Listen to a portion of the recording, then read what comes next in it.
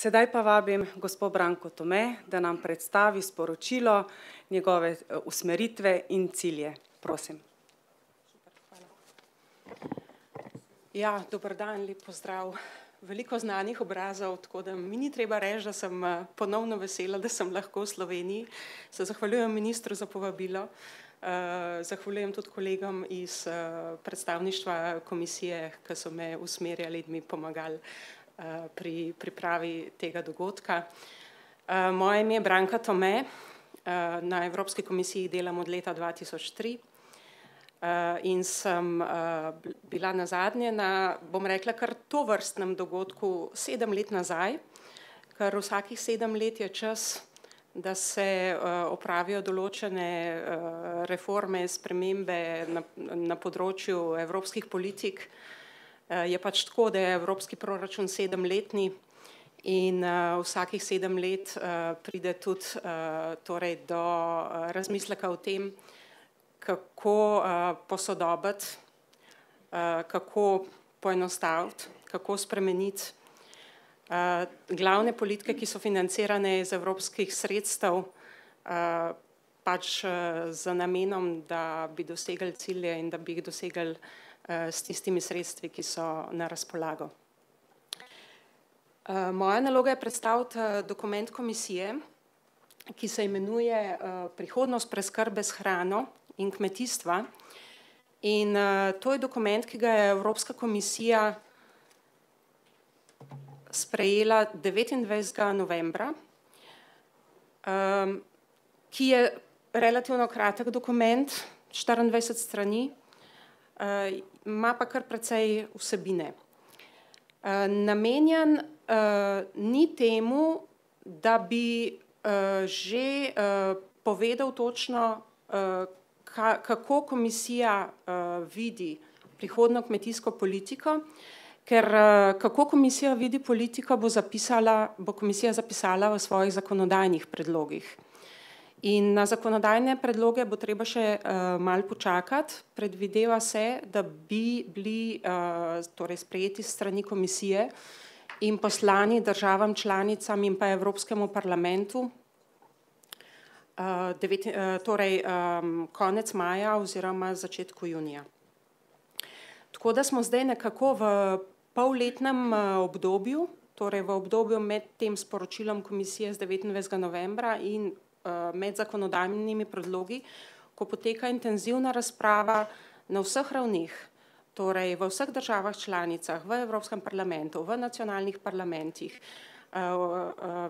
torej pri vseh deležnikih v civilni družbi in ne nazadnje danes tukaj, kako oblikovati prihodnjo kmetijsko politiko, katere cilje želimo doseči in s katerimi instrumenti bi jih najboljše dosegli. Tako da komunikacija, sporočilo komisije, prihodnost preskrbe s hrano in kmetijstva, ima predvsem sledeč namen. Potrditi želi vlogo in pomen kmetijstva tako pri preskrbi s hrano, kot tudi pri izpolnjevanju okoljskih zahtev in pri pomoči pri bojevanju s klimatskimi spremembami. Sporočilo prispeva k razmisleku, torej podaja določene usmeritve, določene elemente za to, da se razvije razprava, zato da se pač komisija vključi v to razpravo, kako naj bi bila prihodnja kmetijska politika oblikovana. In sporočilo odpira neke možnosti, daje neke predloge, kaj bi se dalo narediti, kako bi se stvari lahko poenostavile in kako bi bila politika lahko bolj fleksibilna. Minister je omenil, kako politika danes morda ni tako fleksibilna, kako je veliko zahtev predpisanih na strani Evropske unije, torej v sami evropski zakonodaji. Sporočilo komisije podaja določene usmeritve, kako prenesti določene pristojnosti s strani komisije na države članice, zato da ne bo več vse zapisano na strani evropske zakonodaje, ker vemo, da so v vsaki državi članici specifike, vemo, da so države članice zelo različne, da je kmetijstvo v državah članicah zelo različno. So pa današnji izzivi za kmetijstvo, ki jih je tudi minister lepo opisal, so pa precej enaki v vseh državah članicah. In v tem je tudi ideja. Izzivi so skupni, zato rabimo skupno kmetijsko politiko. Implementacija je pa odvisna od tega, kakšna je situacija v posameznih državah članicah. Zato dajmo več pristojnosti državam članicam pri tem, kakšne ukrepe naj zberejo, kako naj jih izvajajo, kakšne detaljne pogoje naj postavijo, kako naj kontrolirajo.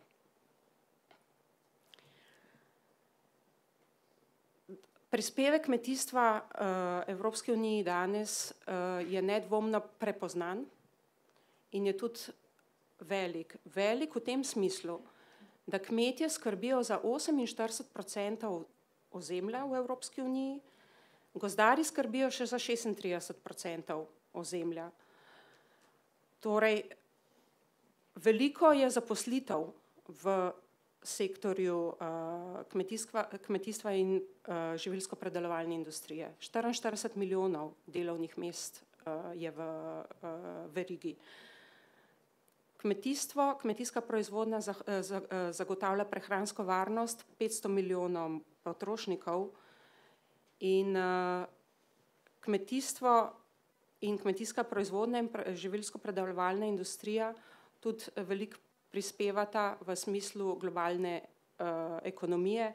Namreč Evropska unija je v zadnjem času postala neto izvoznica kmetijskih, torej agroživilskih proizvodov in kar 131 milijard evrov je izvoz kmetijskih proizvodov. Teh ciljev ne bi bilo mogoče doseči, če ne bi imeli močne skupne kmetijske politike. Skupna kmetijska politika je od leta 1962, ko je bila ustanovljena, uspela povečati produktivnost kmetijskega sektorja. Prav tako je zagotovila relativno stabilnost kmetijskih dohodkov. Relativno stabilnost, ker pač vemo, da so kmetijski dohodki zelo odvisni od tega, kaj se dogaja na trgu in zelo odvisni od tega, kaj se dogaja kakšni so vplivi na okolje. Vendar pa je treba vsem priznati, da je rast produktivnosti bila preveč na račun tega, da se je zmanjševala delovna sila, torej odliv dela iz podeželskih območij in manj je produktivnost bila posledica tega, da so se v kmetijstvu poznali rezultati raziskav, razvoja, inovacij. Tudi je treba povedati, da kmetijstvo v veliki meri prispeva k doseganju ciljev glede klimatskih sprememb, tudi ciljev glede varovanja okolja, ampak dalo bi se narediti še več. In treba v vso to razpravo je treba vključiti tudi vse stvari, o katerih poteka razprava že kar dolgo časa in nekatere od teh stvari so tudi zelo vroče. Recimo v razpravo o skupni kmetijski politiki je treba tudi vključiti razpravo o pravičnosti, o tem, kako so neposredna plačila porazdeljena, o tem, ali je varnostna mreža za kmete, ki obstaja zdaj, zadostna, ali je treba določene zadeve prilagoditi. In nenazadnje razmisliti treba o tem, kako bi zadeve res lahko poenostavili. Da bi bilo predvsem za kmete torej samo izpolnjevanje zahtev, pa tudi, da bi bile priprava vlog in vsa administracija, ki je s tem povezana, da bi bilo lažje. Tale graf prikazuje razvoj kmetijske politike v zadnjih 40 letih. Izgleda zelo kompliciran, ga bom poskušala razložiti na enostaven način. Torej, stolpci prikazujejo, koliko sredstev je bilo namenjenih za skupno kmetijsko politiko po letih. Vidimo, da od leta 2014 do leta 2020, to je zdajšnja finančna perspektiva, ki se bo iztekla leta 2020, je približno 58 milijard evrov namenjenih kmetijstvu. Iz tega grafa tudi vidimo, kako se je skupna kmetijska politika spreminjala. Torej, skupna kmetijska politika je v nenehnem razvoju, kot sem rekla, vsakih 7 let pride do malo bolj večjih ali pa malo manjših sprememb. Komisar je rekel, da ne bomo reformirali skupne kmetijske politike, bomo jo pa prilagodili. Tako da spremembe, ki se pričakujejo po letu 2020, so spremembe v smislu adaptacije, izboljšanja, poenostavitve. Iz tega grafa se lahko vidi, da je čezdalje več poudarka neposrednim plačilom. Neposredna plačila so bila prvič uvedena z reformo leta 1992, takrat je bila uvedena tudi politika razvoja podeželja.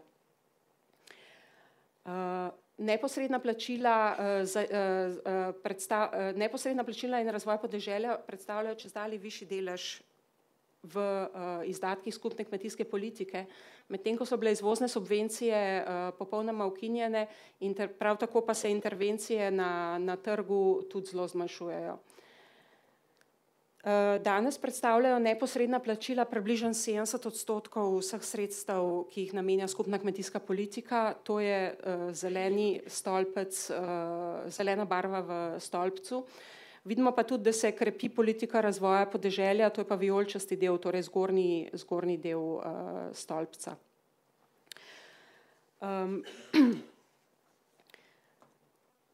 Iz grafa se tudi vidi, da je čezdalje več sredstev namenjenih izpolnjevanju okoljskih zahtev pa prilagajanju klimatskih spremembam. To se pa vidi v stolpcu s črtkanimi črtami. Torej, to, kar je črtkano v zelenem, je v bistvu zelena komponenta neposrednih plačil. To, kar je pa črtkano v vijoličastem, so pa okoljski ukrepi v okviru politike razvoja podeželja. In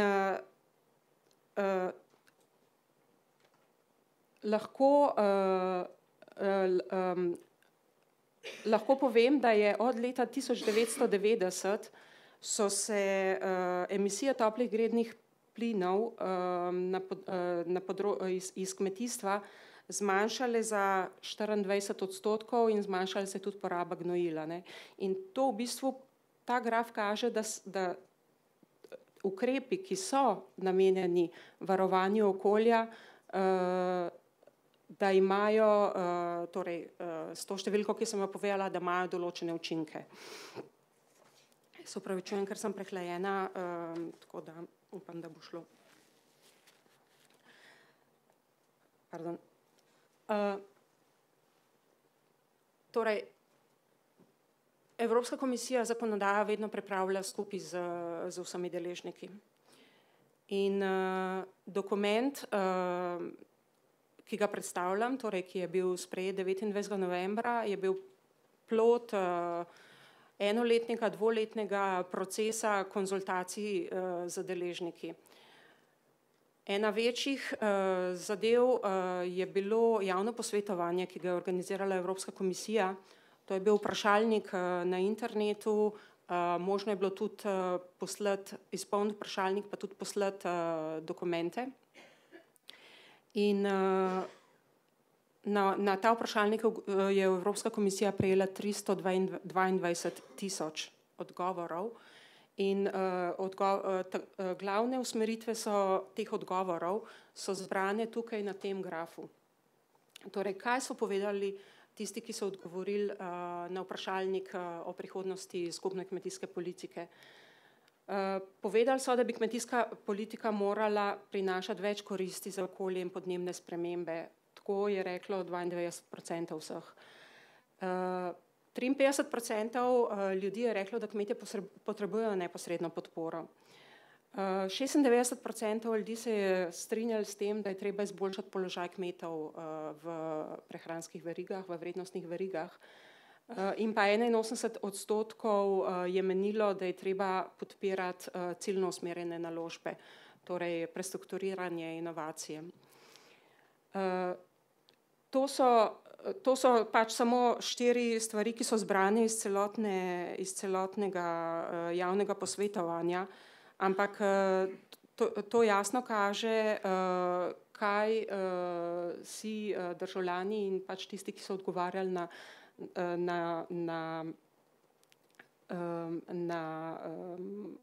vprašanja, kakšno kmetijsko politiko pričakujejo. Na podlagi, poleg seveda javnega posvetovanja, so potekale še druge aktivnosti. Na področju razvoja podeželja predvsem je bilo zelo pomembna konferenca v Korku, iz katere so prav tako prišle usmeritve v zvezi z politiko razvoja podeželja. Poleg tega je bilo pa seveda veliko manjših skupin, sestankov organiziranih, tako ekspertne skupine, potem posvetovanja v okviru civilnega dialoga in tako naprej. Na podlagi vsega tega posvetovanja, razmisleka, analiz je Evropska komisija začela pripravljati prihodnjo politiko in veliko je ciljev, ki bi si jih želeli doseči, ampak Evropska komisija je nekako združila vse cilje pod sloganom pametnejša, sodobna in trajnostna skupna kmetijska politika. In je kot glavne cilje, ki jih lahko najdete v dokumentu, torej v sporočilu, navedla pameten in odporen kmetijski sektor, skrb za okolje in podnebne spremembe ter okrepitev družbeno-ekonomskega tkiva v podeželskih območjih. Kot rečeno, ciljev je več, predstavljeni so na teli sliki. Tako kot od začetka, že v sami prvi pogodbi o Evropski uniji ostajata prehranska varnost in pravičen dohodek za kmete v centru ciljev. To pa se dopolnjuje z novimi izzivi. Omenili smo skrb za okolje pa podnebne ukrepe, potrebujemo odporen kmetijski sektor, cvetoče podeželje. Vse to pa bo težko zagotoviti, če ne bomo v kmetijstvu znali boljše uporabljati znanja pa inovacij, pa če ne bomo poskrbeli za generacijsko obnovo.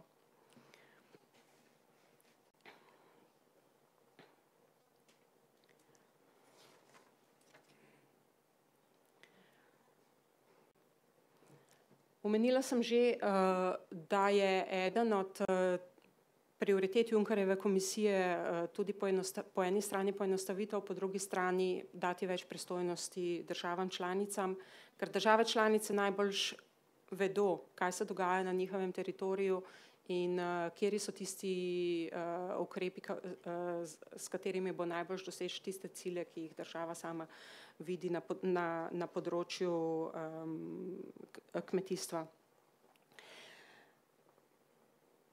Sporočilo komisije govori o tako imenovanem novem izvedbenem modelu, da se izvedba kmetijske politike ne bo več v celoti delala tako kot zdaj. Velikokrat se sliši, Bruselj je rekel, Bruselj je določil, spet je Bruselj uvedel določene ukrepe. Namen prihodnje kmetijske politike, vsaj komisija, kakor jo vidi komisija, je, da bi se odmaknili od pristopa od zgoraj navzdol in da bi se umaknili od načela enotna rešitev za vse.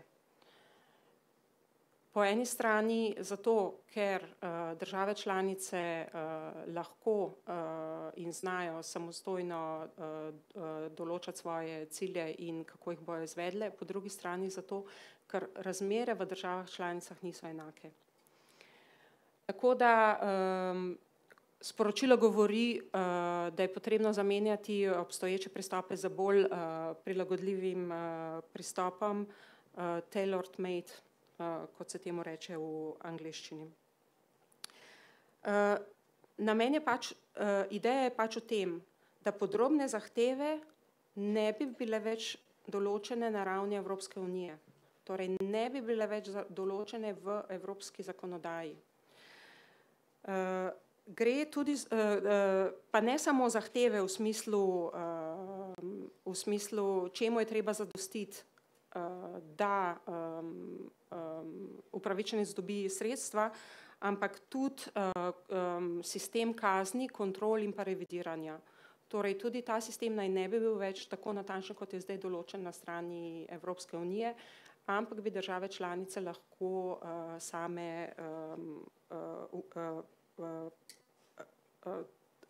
same zagotovile to upravljanje. Evropska unija bi tako določila samo osnovne parametre skupne kmetijske politike. Pod skupnimi parametri se razume cilje skupne kmetijske politike, kajti še vedno je treba zagotoviti, da bojo cilji skladni z Evropsko pogodbo, da bojo skladni z zavezami, ki jih je Evropska unija sprejela, in da bodo skladni s pravili na notranjem trgu. Medtem ko bi pa države članice lahko same izbrale tista orodja, s katerimi pričakujejo, da bojo te cilje lahko dosegale, določile tudi svoje nacionalne cilje in pa zagotovile torej poročanje o teh ciljev in pa spremljanje izvajanja vseh ukrepov. Temu pravimo subsidiarnost, torej da bi povečali subsidiarnost. S tem komisija razume, da bo mogoče boljše upoštevati lokalne potrebe in da bojo države članice torej dobile več besede pri zagotavljanju skladnosti, vključno z kontrolami in kaznimi. Države članice bi torej postavile svoje cilje in določile ukrepe v tako imenovanem strateškem načrtu. Strateški načrt je torej predlog komisije novost, do zdaj tega ni bilo. Torej strateški načrt bi vseboval torej cilje, ki jih država želi doseči, ukrepe, s katerimi bo to dosegla, torej pogoje za pridobitev sredstev za določene ukrepe in pa sistem za preverjanje skladnosti.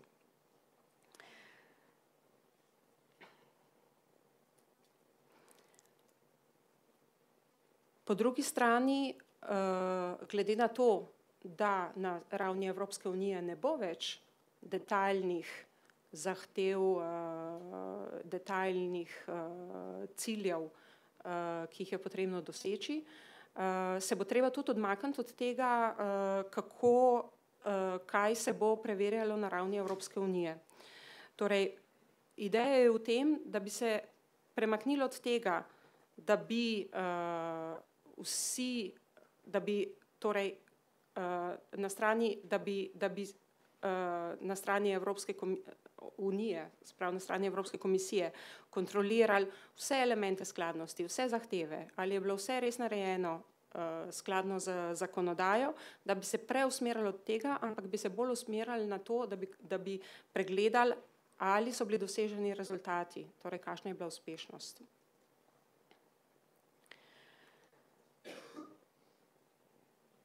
Torej, toliko glede izvedbenega modela, zdaj bi pa še pregledala par ostalih stvari, ki jih ponuja sporočilo komisije, namreč katere so tisti elementi, s katerimi bi lahko dosegali cilje, pa se soočili z izzivi, ki so zdaj pred nami oziroma so že z nami.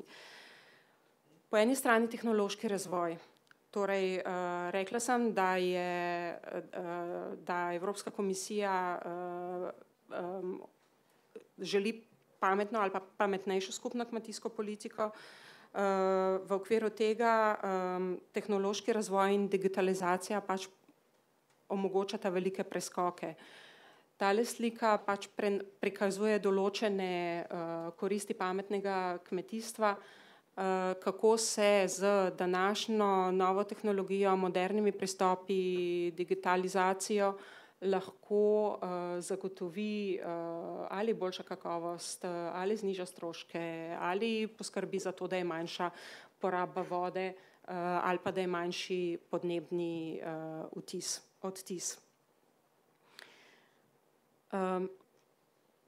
Treba je bolj okrepiti povečati sinergijo s politiko raziskav, z inovacijami, povečati dostop do znanja. Brez tega pač, sploh glede na to, koliko gre svet tehnološko, v smislu razvoja, zelo hitro naprej. Brez tega kmetijstvo ne bo moglo iti dosti hitro naprej. Tako da je treba res gledati na to in razmišljati o tem, kako bomo v kmetijstvo pripeljali več inovacij, kako bomo poskrbeli za to, da bo to, kar daje danes digitalizacija, da bo res dostopno in ne samo dostopno, ampak da bojo tudi tisti, ki pač bi radi nekaj spravili v prakso, da bojo imeli znanja, da bojo imeli dostop, da bojo vedeli, kako narediti. Tako da sporočilo komisije daje veliko poudarka na večjih mestih, kako je treba še okrepiti Evropsko partnerstvo za inovacije, kako zagotoviti, da bo boljša izmenjava znanja. V tem kontekstu sporočilo posebej navaja pomen svetovalne službe, kakor tudi pomen mreženja, tudi v okviru zadrug in organizacij proizvajalcev.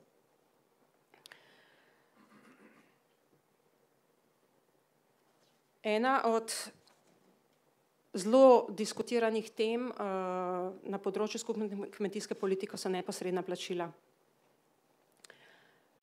Tale graf prikazuje, kako dohodek kmetov še vedno zaostaja za dohodki zaposlenih v gospodarstvu. In sicer zgornje pikce prikazujejo, koliko je plača na delavca na leto po posameznih državah članicah. Spodnji torej stolpiči pa prikazujejo, koliko je povprečen dohodek kmetov. Vidimo velike razlike, oziroma bom rekla, samo v dveh državah je dohodek kmetov višji, kakor dohodek zaposlenega v gospodarstvu. Poleg tega, ne samo, da dohodki zaostajajo, ampak je 47% kmetijskih dohodkov so neposredna plačila. Neposredna plačila vidite v stolpcih za svetlo modro barvo. Medtem ko je torej zelena barva dohodek kmetov, ki ga dosežejo na trgu. Ta graf prikazuje torej po eni strani zaostajanje dohodka kmetov, po drugi strani pa pomembnost neposrednih plačil. Ker neposredna plačila so tista, ki vsaj delno zapolnjujejo to vrzel med dohodki, ki jih kmetje dosežejo na trgu, in pa med dohodki, ki so v gospodarstvu. Neposredna plačila so pomembna varnostna mreža v vseh delih Evropske unije. To je razvidno iz grafa. In zagotavljajo obstoj kmetijske dejavnosti. In zagotavljajo obstoj kmetijske dejavnosti še posebno tam, kjer so težki pogoji za pridelavo in kjer danes mogoče brez neposrednih plačil kmetijske proizvodnje ne bi bilo več.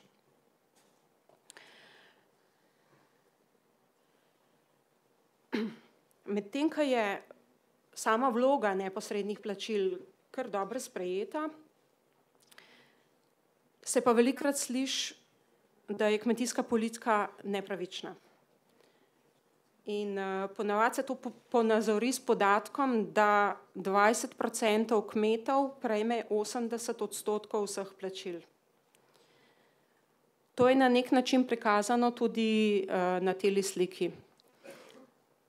Tale slika pokaže v bistvu, da večino sredstev, torej neposrednih plačil, prejmejo poklicne, družinske, profesionalne kmetije. Te so v Evropski uniji v povprečju malo večje od slovenskih, ker v to se šteje vse, kar je do 250 hektarjev. In zelo velika večina sredstev, torej govorimo zdaj o neposrednih plačilih, gre na te kmetije.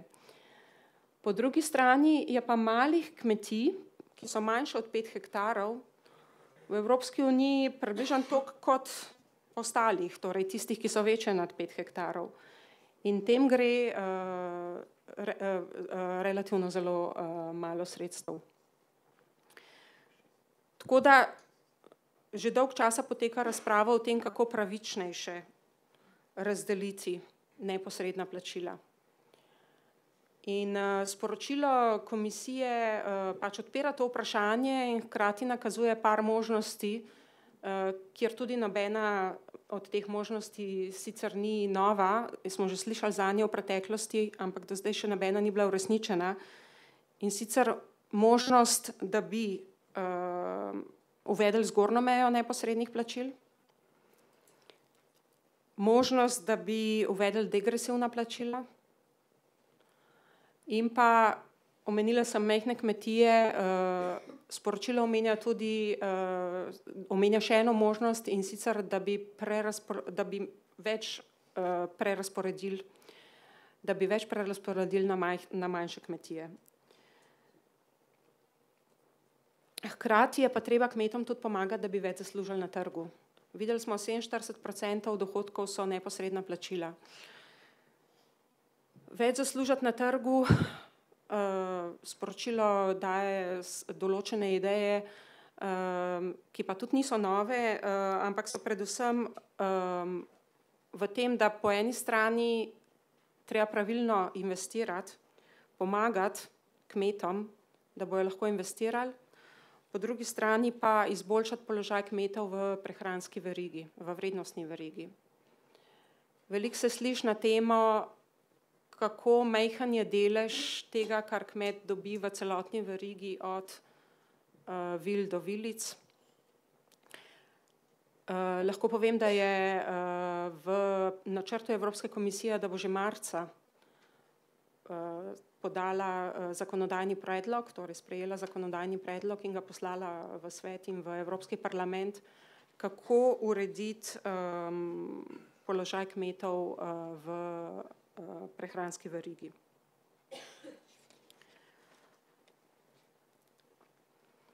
Ena od tem, ki jo sporočilo odpira, je tudi, kako oblikovati ustrezni okvir za upravljanje tveganja. V bistvu okvir že zdaj obstaja. Obstaja troslojni okvir, kako se soočati s tveganji oziroma kako zmanjšati s tveganji.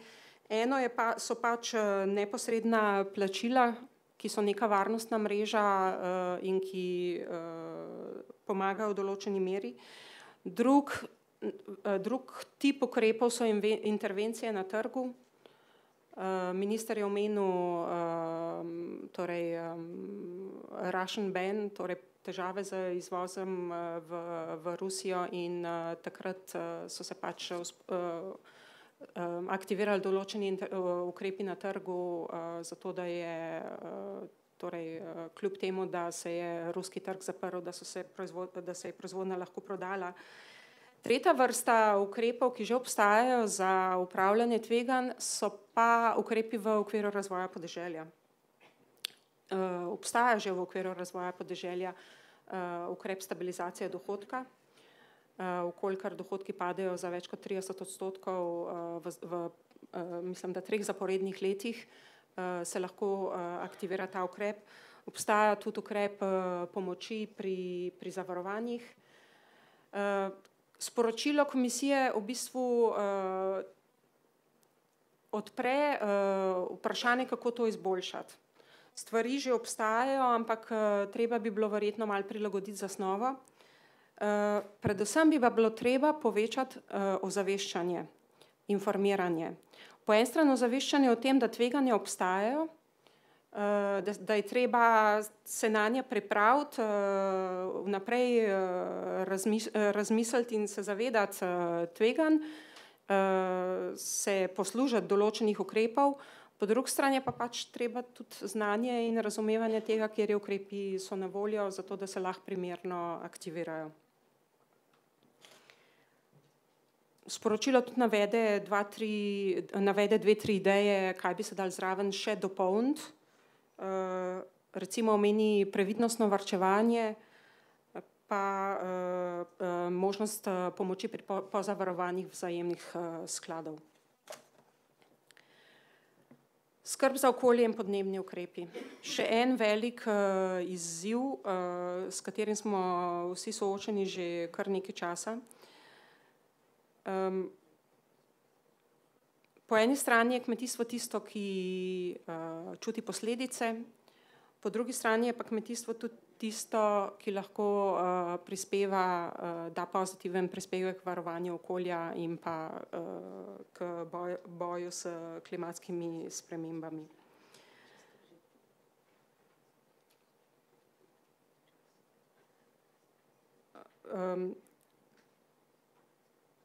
Sporočilo komisije razloži, torej, da že v sedanji evropski politiki, skupni evropski politiki za kmetijstvo obstajajo ukrepi. Sama sem prej, ko sem pokazala graf, sem pokazala, koliko sredstev je namenjenih za okoljske ukrepe, pa za boj s podnebnimi spremembami. Vendar pa se je izkazalo, da predvsem zelena komponenta ne deluje najbolje, da je preveč komplicirana in da ne morejo biti rešitve za okoljske probleme nekako tako detaljirane v zakonodaji Evropske unije, glede na to, da so območja po Evropi različna, da so okoljski problemi različni in tako dalje. Tako da Evropska komisija v sporočilu napove, da bo predlagala preureditev zelene komponente.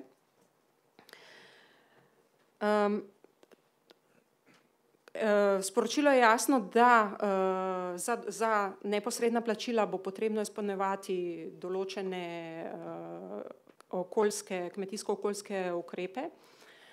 Sporočilo ni toliko jasno, da bi bilo iz njega že razvidno, kaj točno. To je ena od stvari, ki je najbolj debatirana ali pa med najbolj debatiranimi stvarmi v smislu, kako narediti v prihodnosti ukrepe, da bo torej ukrepe v smislu varovanja okolja pa klimatskih torej upravljanja klimatskih sprememb.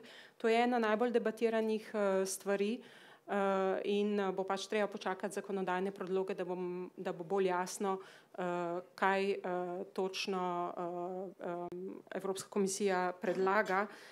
Je pa že zdaj jasno iz komunikacije, iz sporočila, da torej je treba biti bolj ambiciozen, da bo zakonodaja pripravljena na način, da bo za neposredna plačila neka osnovna raven zahtev z tega področja, potem bo pa na to raven lahko še država članica sama, zato da bo pač dosegla tiste cilje, ki si jih bo sama zadala, dodala neko komponento, hkrati bojo pa tudi še možnost torej prostovoljnih ukrepov na področju okolja.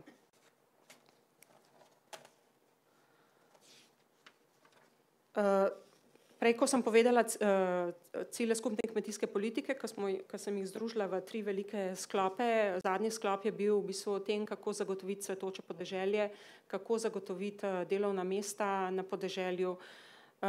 Omenila sem, da je v kmetijsko-živilskem sektorju 44 milijonov delovnih mest, od tega je v samem kmetijstvu zaposlenih 22 milijonov, v prehranski verigi tudi 22 milijonov.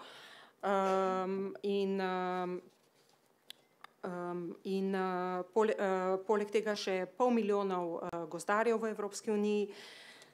Zdaj, vemo, da se podeželska območja srečujejo z strukturnimi problemi, tam je pač pomanjkanje služb, ni dosti strokovnega znanja, pomanjkanje naložb, mladi se odseljujejo.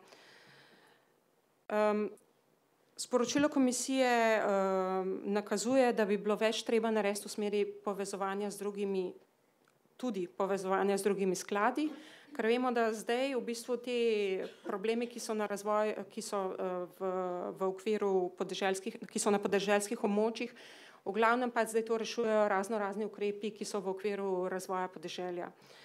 Ampak če bi res začeli celostno gledati na podeželska območja, je treba bolj razmisliti o tem, kako se tudi povezati z drugimi skladi. Torej, kako narediti take projekte, da bi bili financirani lahko ne samo iz sklada za razvoj podeželja, ampak tudi iz drugih evropskih skladov. Potem pa tudi razmisliti, kako to povezati z nacionalnimi ukrepi, z nacionalnimi skladi oziroma sredstvi. Ponavadi sicer povezovanje vodi v to, da zadeva rata bolj kompleksna, ampak hkrati seveda je treba tudi razmišljati o tem, kako narediti zadeve dovolj enostavne. Na podeželskih območjih je veliko priložnosti. Tako da obstajajo zelo dobre možnosti za gospodarsko rast pa za nova delovna mesta. Poglejte na primer možnosti glede čiste energije, glede bioekonomije, potem krožno gospodarstvo pa ekoturizem in torej samo sporočilo komisije omenja tudi določene novosti, na primer daje predlog, da bi razvili koncept pametnih vasi, pri čemer podrobnosti še niso znane, ampak ideja je seveda spet o tem, kako prenesti skupaj inovacije, znanje, vire za naložbe in zagotoviti predvsem delovna mesta, pač delovna mesta, ki imajo neko dodano vrednost, pa ki grejo skupaj z razvojem tehnologije.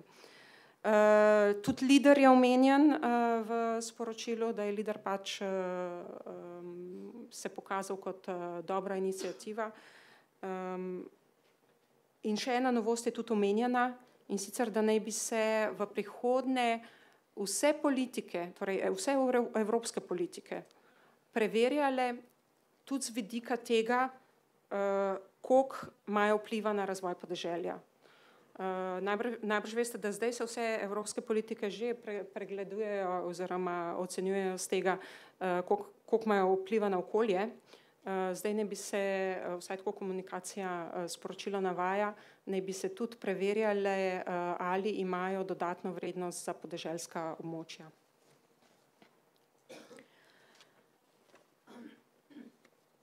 Minister je omenil mlade kmete, tema vsekakor tudi za Slovenijo.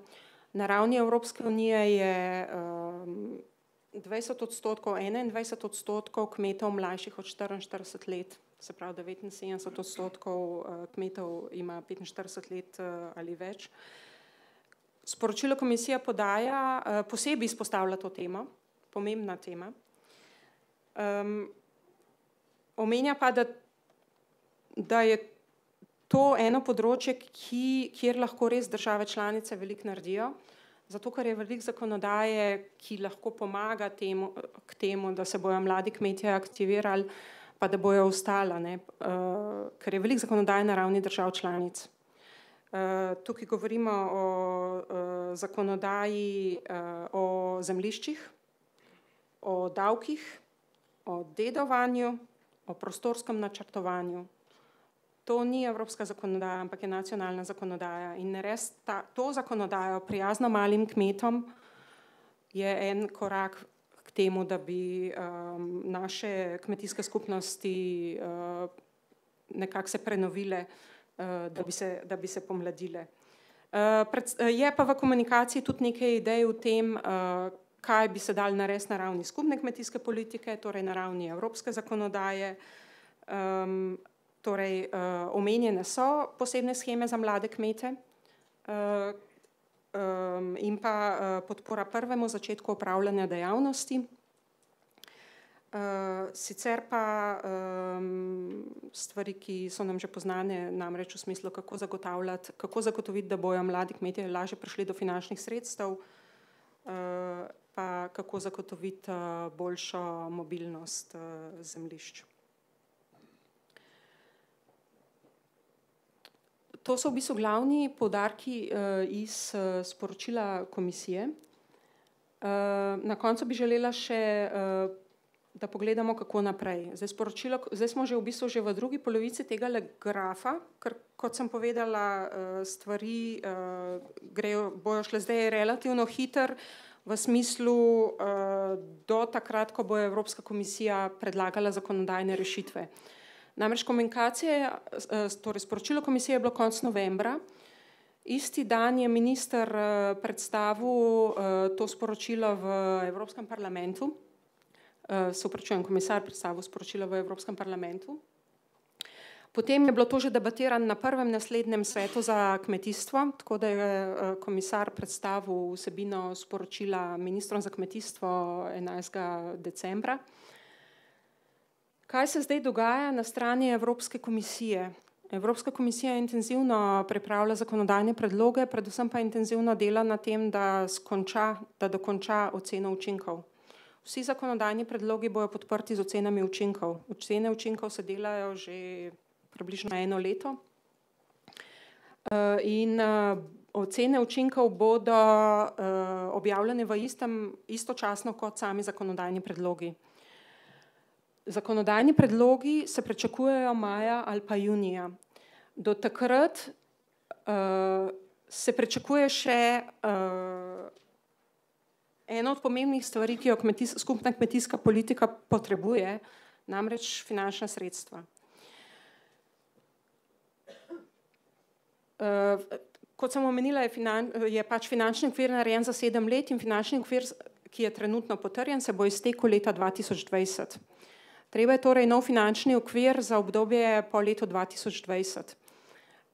Razprave že potekajo, bo pa glavna razprava ali pa recimo temu formalna razprava o tem se odprla na Evropskem svetu, torej predsedniki vlad in držav, ki bo februarja, torej naslednji mesec v Bruslju, in kjer bodo pač predsedniki vlad in držav razpravljali o tem, kakšna sredstva, kakšen bo proračun Evropske unije za obdobje po letu 2020. In seveda v okviru proračuna, kakšna bojo sredstva za skupno kmetijsko politiko. Zaenkrat torej je komisija, torej komisar Hogan, predlagal in povedal, kako on vidi usmeritve kmetijske politike naprej, treba pa pač zagotoviti še sredstva. Komisar Hogan je bil jasen, da se želi močno skupno kmetijsko politiko, pač kakšna bojo sredstva je pa predvsem v rokah držav članic, ki so pač tiste, ki sredstva v evropski proračun dajejo, tako da je treba na to še malo počakati. Bo pa, ne bi pa torej zadeve bile dogovorjene v smislu, da bo komisija predlagala, na podlagi seveda vseh razprav, ki potekajo, predlagala evropski proračun v maju, in sicer 29. maja. Predvideno je, da bo Evropska komisija objavila predlog prihodnjega proračuna 29. maja In takoj zatem bojo sledili zakonodajni predlogi na področju skupne kmetijske politike. Tako da mogoče še ne čisto na konec maja, ampak v juniju najkasneje. To pa bo predlog komisije, to bojo uredbe, konkretne uredbe, predlogi, ki jih bo komisija poslala v Evropski parlament in v svet. In od tam naprej bodo pa države članice razpravljale, bojo pa ministri tisti, ki bodo povedali, kaj si menijo o teh predlogih in jih tudi ustrezno spremenili, kot je pač normalno v zakonodajnem postopku, prav tako tudi Evropski parlament, ki je vključen v sprejemanje zakonodaje na področju Evropske unije. Se vam zahvaljujem za pozornost. Če bo prezentacija poslana naokrog, so pa tukaj tudi linki na določene internetne strani. Pač vse to, kar sem jaz povedala, ali pa vse to, kar je v predlogu, v sporočilu komisije, je podprto s številnimi študijami, podatki in tako naprej. In tukaj so povezave na internet, na glavne dokumente, podatkovne baze, študije in tako naprej, ki so bile narejene v zadnjem času zato, da je komisija pač prišla s tem sporočilom in da bo lahko čez par mesecev predstavila zakonodajne predloge. Hvala.